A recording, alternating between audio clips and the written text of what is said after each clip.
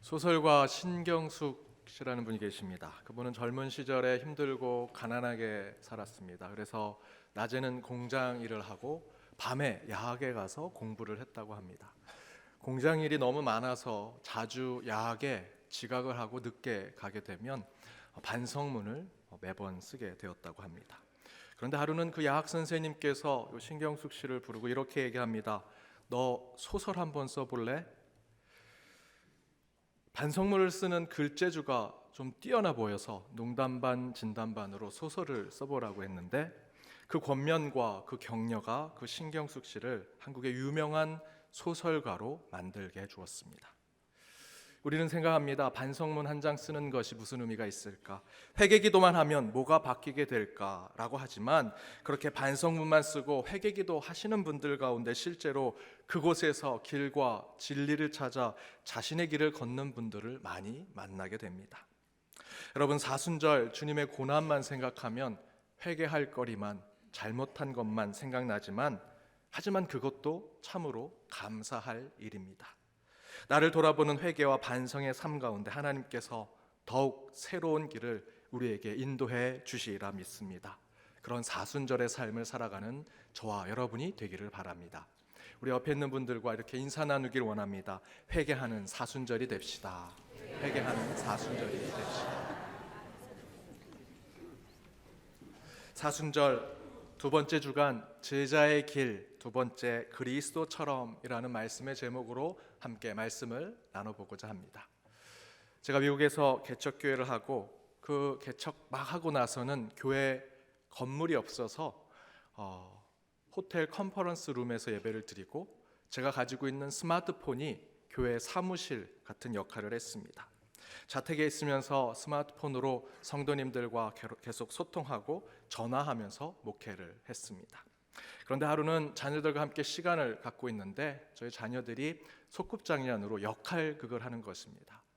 엄마, 아빠 역할극을 하는데 보통 아빠를 하는 아이는 요즘 가족이 아무래도 가부장적이니까 아빠는 이렇게 얘기합니다. 나 밥 줘! 하고 집에 들어가죠.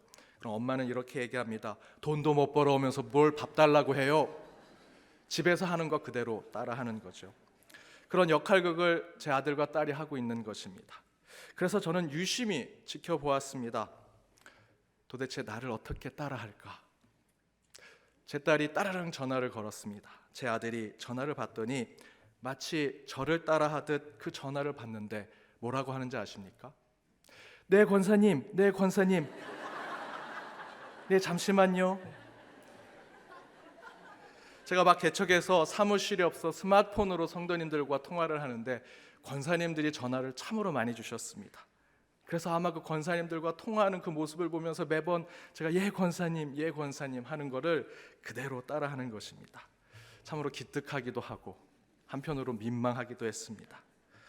자녀들은 자연스럽게 부모를 닮아가기 마련입니다.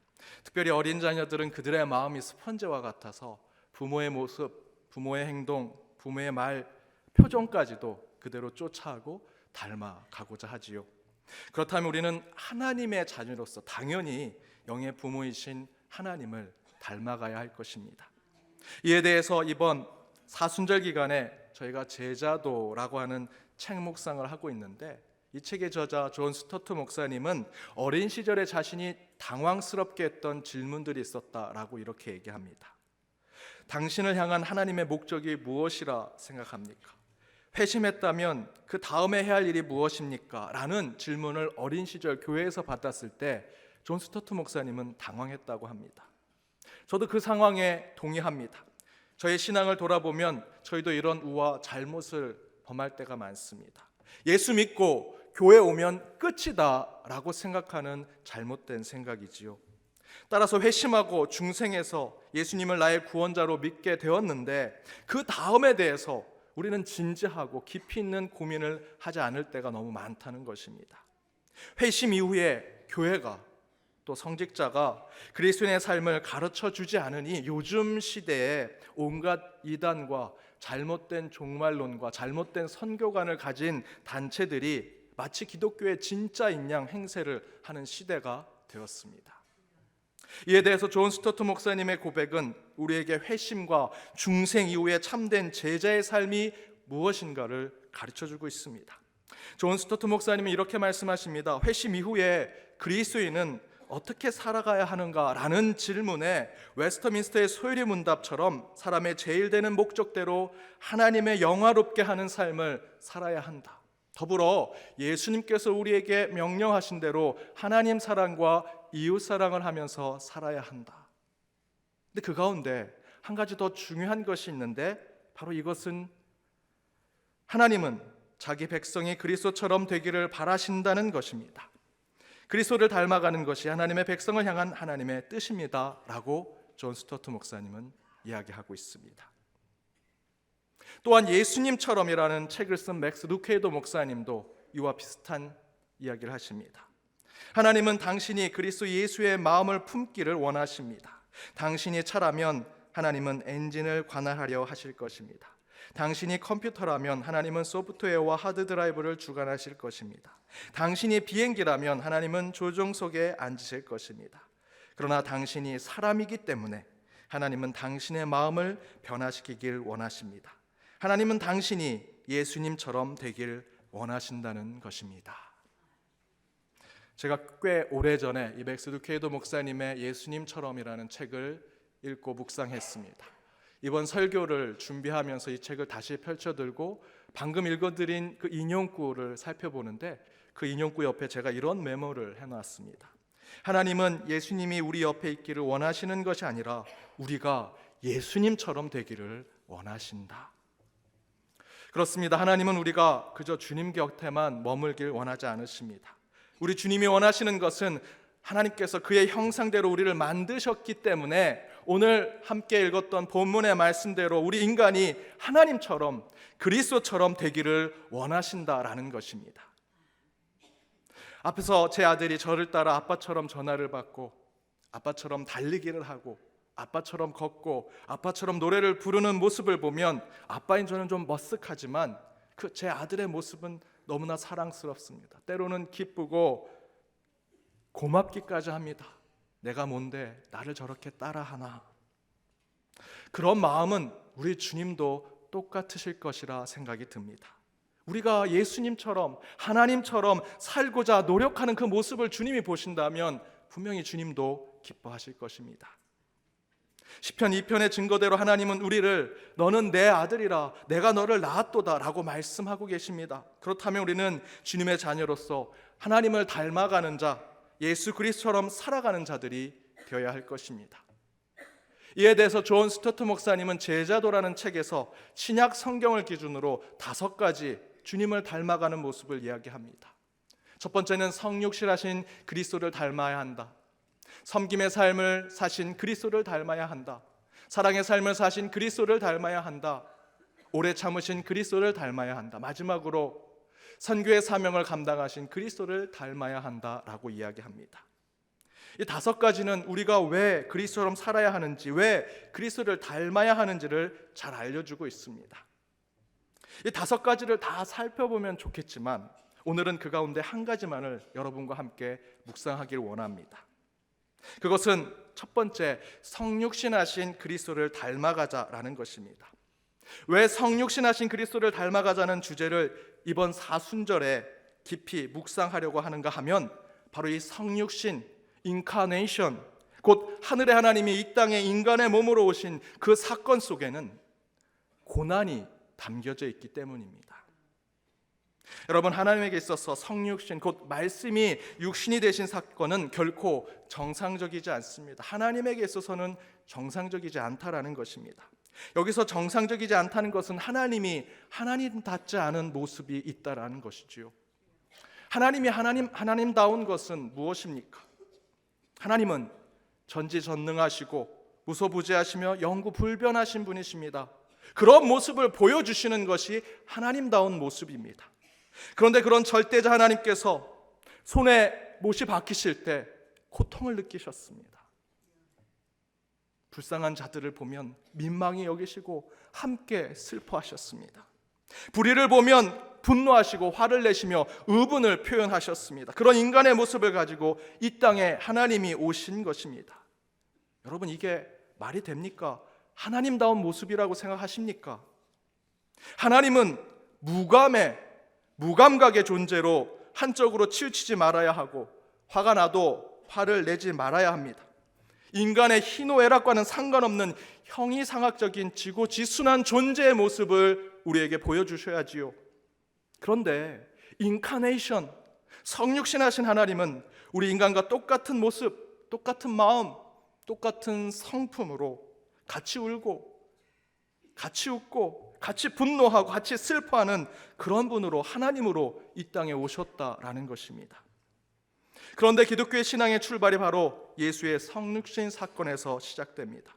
그것은 곧 하나님께서 스스로, 하나님께서 의도적으로, 하나님께서 일부러 하늘의 보좌를 버리시고 이 땅에 인간으로 오셔서 고난을 받으시겠다는 것이 바로 예수 그리스도의 성육신입니다. 바로 그러한 하나님의 결단에 12제자는 목숨을 걸고 예수가 구원자임을 세상에 전하였습니다. 그중 베드로는 십자가에 거꾸로 매달려 순교하였습니다.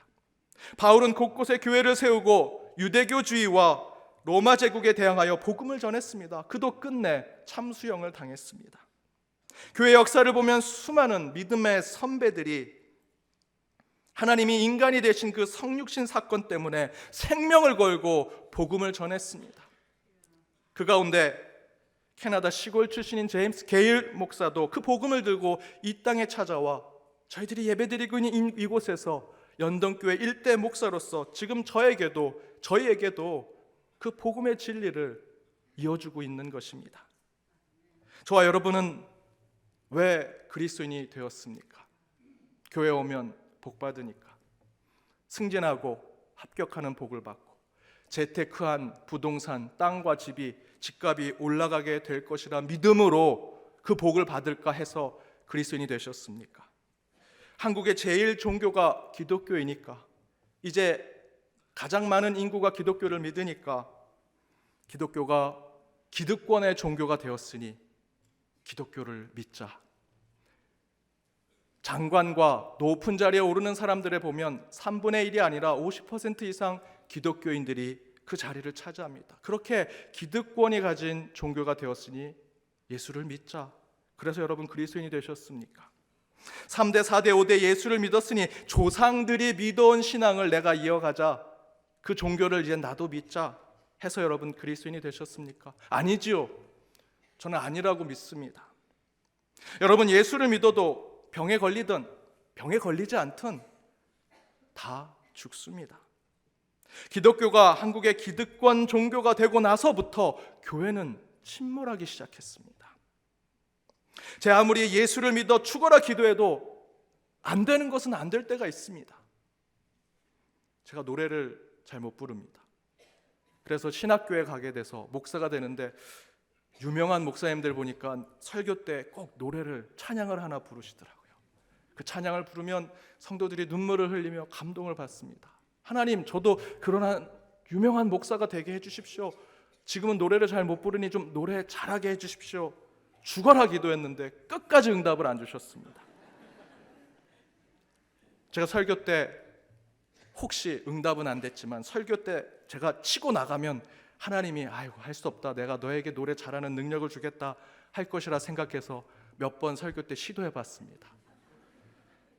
하나님의 응답이 없었습니다. 아내한테 혼만 났습니다. 여러분, 기도해도 안 되는데 그러면 예수 안 믿는 게 정상 아닐까요? 예수를 의심하는 것이 맞는 말 아닐까요? 전능하지 않으신 하나님을 계속 믿어야 하나, 그런 생각하는 것이 맞지 않을까? 여러분 어떻게 생각하십니까? 그런데 그런 고민 속에 빠져 있는 가운데 저는 앨리스터 맥그레스라는 목사님의 책을 읽었습니다. 그 가운데 그 한 구절이 제 가슴을 요동치게 했습니다. 하나님은 실로 전능하십니다. 하지만 그것은 그분이 어떤 일이든 무차별적으로 할 수 있다는 의미가 아닙니다. 하나님은 자신의 권능을 스스로 제한하셨습니다. 이런 신적인 제한은 하나님이 조금이라도 약하시거나 실패하셨기 때문이 아니라 하나님이 의도적으로 결단하신 것입니다. 왜 전능하신 하나님이 자신의 전능함을 스스로 제한하고 자신의 강함을 신적인 약함으로 전환하셨는가? 그 이유는 바로 이 세상의 고난과 아픔, 고통과 시련과 슬픔 가운데 살아가는 인간, 저와 여러분을 진정으로, 진심으로 이해하고 위로하고 치유하고 끝내는 구원하시기 위해 우리 하나님이 전능의 하나님이 아니라 이 땅의 고난의 하나님으로 오셨다라는 것입니다. 바로 그 강함이 아닌 약함, 처음이 아닌 나중, 섬김을 받으려 함이 아닌 섬기러 오신 그 하나님의 모습이 바로 성육신하신 그리스도인의 모습입니다. 그 가운데 사순절을 지키는 우리는 바로 그 성육신하신 그리스도를 닮은 자들이 되어야 한다라는 것이지요. 전능하신 하나님이 전능하지 않은 인간의 몸으로 이 땅에 오신 것은 하나님에게 있어서 그 자체로 고난입니다. 이미 인간이 되신 하나님은 순환받기를 감당하고 계신 것입니다.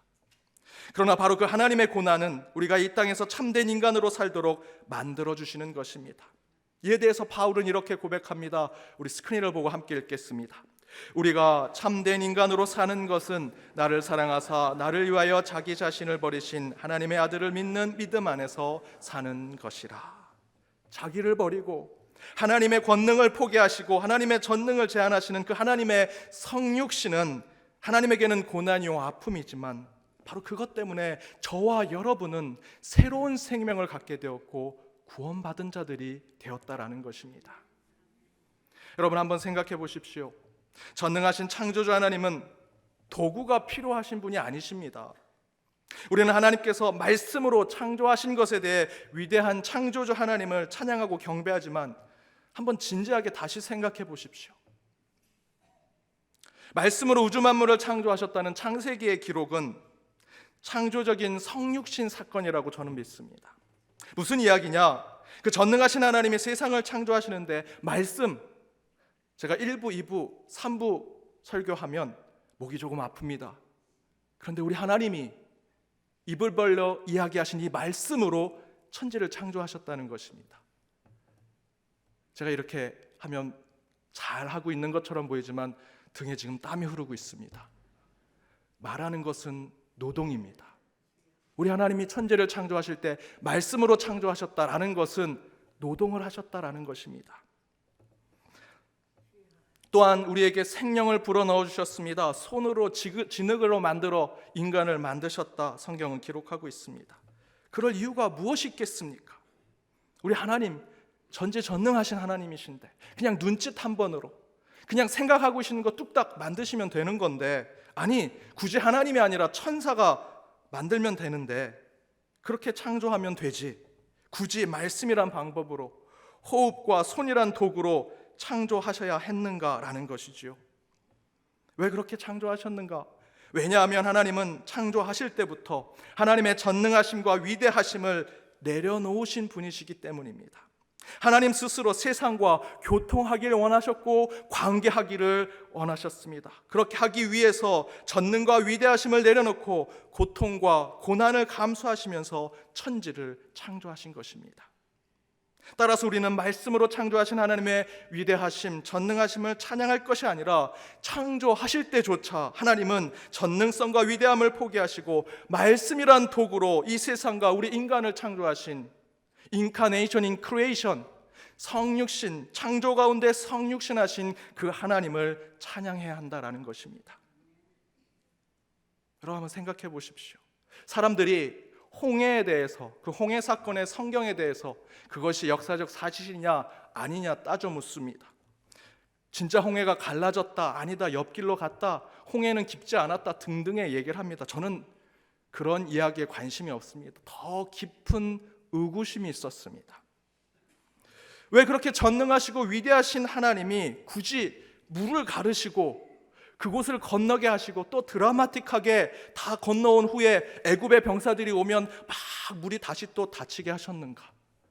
전능하신 하나님이신데 이스라엘 백성들에게 천사의 날개를 주셨으면 더 좋았을 텐데, 순간 이동으로 다 옮기시면 더 위대하시고 전능하신, 더 초월적이고 더 초자연적인 하나님을 생각하게 되었을 텐데 왜 그렇게 하지 않으셨을까? 진짜 전능하시고 모든 것을 할 수 있는 분이라면 더 신비롭고 더 초월적이고 초자연적인 방법으로 기적을 우리에게 베푸시면 하나님은 더 경배를 받으시고 찬양을 받으실 텐데 왜 그렇게 안 하셨을까? 여러분 생각 안 해보셨습니까? 이런 이야기에 대해서 질문을 이렇게 정리할 수 있습니다. 그 위대하시고 전지전능하신 하나님은 왜 그 답답하고 불편하고 때로는 순환을 받으면서까지 성육신하신 그리스도의 모습으로 이 땅에 오셨는가? 이에 대해서 앨리스터 맥그레스 목사님은 또다시 우리에게 이런 고백을 줍니다.